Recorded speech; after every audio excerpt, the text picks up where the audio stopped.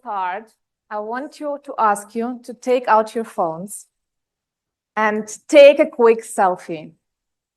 Just do like I do it. I know you might be wondering, why should I even do it without getting a proper explanation from me? That's fine. But just trust me for a moment, because you're going to need this picture. We're going to come back to this later, and it will all make sense to you. So I'm going to do it right now. Also good for the memory. So I hope you have it. Perfect.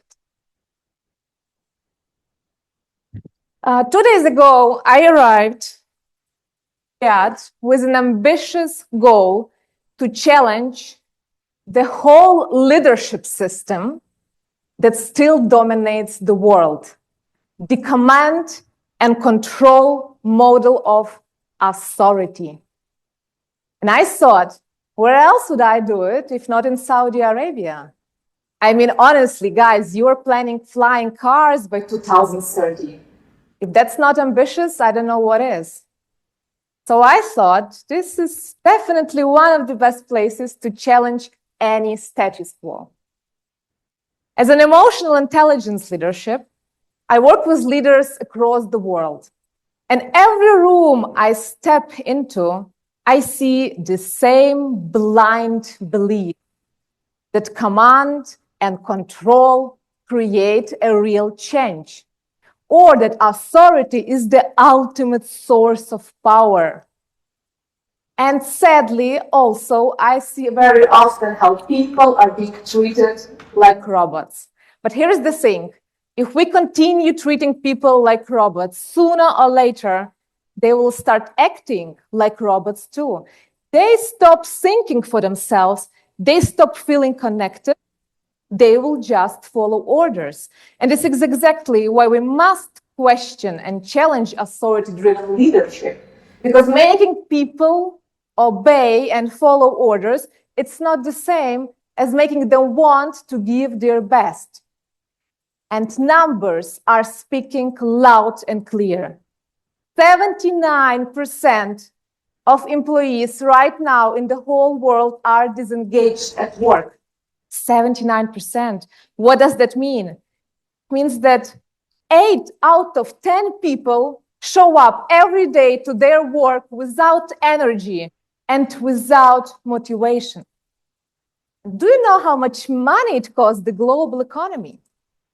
I did the research. $8.8 trillion every single year. Yet, authority-driven leadership dominates. So I kept wondering, where does this need for control and dominance come from? And the answer came to me right at my home. It was late in the evening. My husband Andres, my daughter Emilia, and we were all in the living room. I was sitting on the couch next to my husband. We were just talking like we always do at the end of the night.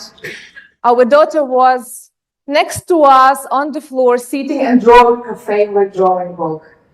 And then my husband says, "Emmy, it's time to go to sleep. Close your book and go brush your teeth." But I suppose Emmy didn't like so much to be told what to do. I mean, who would, especially when you're 5? So she just ignored him and kept drawing. Then he said, "All right, 1 more minute and then time to sleep." A minute later, he repeated, "Emilia, time is up.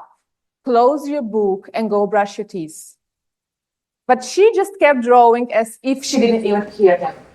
So he stood up, walked over, and took her book away.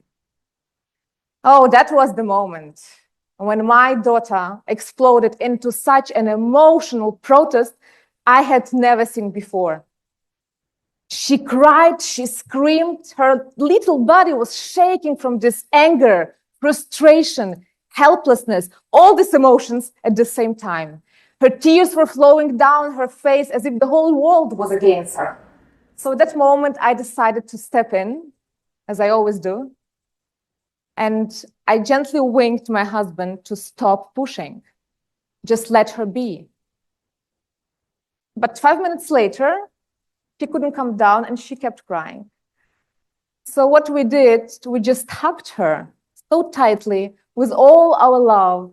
And finally, she could speak. She said, I just needed more time to finish drawing my book. So we gave back her the book, she finished her drawing, and she went to sleep back with her dad.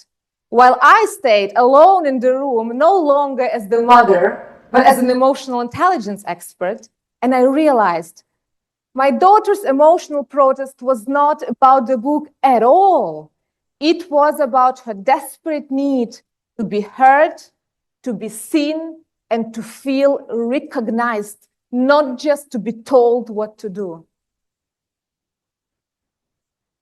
Children, our best teachers, they show us every single day who we truly are and what we truly need. And what we need is just to be heard, to be seen, and to feel like we matter.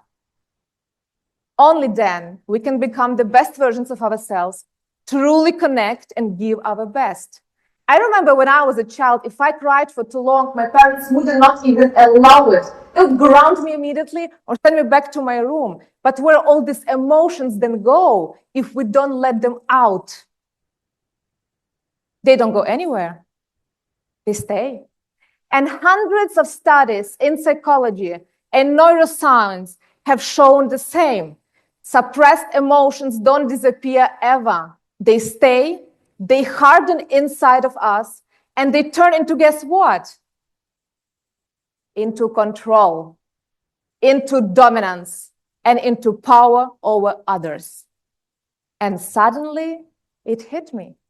This is how authoritarian leadership is born, at home, with suppressed emotions by not being seen and heard. This is exactly why we end up with leaders who don't connect. They just command, give orders, and expect obedience. But here is the thing, we're not born like that. We become like that. That means we can also change it. And emotional intelligence makes it possible because emotions are invisible forces for every decision, every action, and every connection. We are not rational beings. We are emotional. And when we understand it, and when we lead with emotional intelligence, we literally can unlock the whole human potential. So now let's imagine my daughter, Emilia, when she grows up, fresh out of university, full of these bold ideas and excited to change the world until the day she enters the company where her ideas are ignored and where she is told to be creative and innovative, but every time she makes a mistake, she gets punished. What will she do? She will quit, like I did. And like 70% of people do, quitting their jobs because of their bosses, because of poor leadership. I remember at my previous job, I was told by the management, Krystyna, don't be afraid to fail, do mistakes, because we need innovation. But every time I made a mistake, they punished me by taking away money out of my salary. What kind of leadership is that? I mean, this is 21st century and this is Germany. Can you imagine that? So the world is changing and we can't ignore it. It's just, we can't afford anymore to ignore it.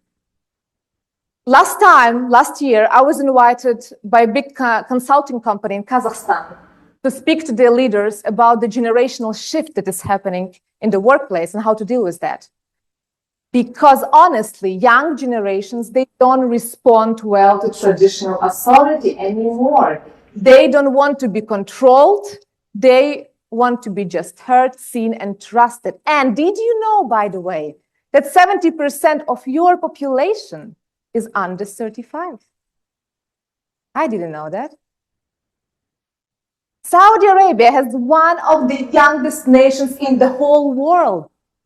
Nation powered by millennials and Generation Z. And they're nothing like generations before.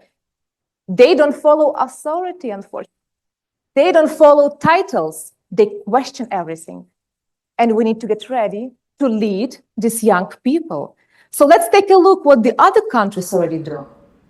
In Denmark and Finland, emotional intelligence is taught in schools, and they are ranked among the happiest and most innovative nations in the world. In Norway, emotional intelligence is mandatory for all the CEOs.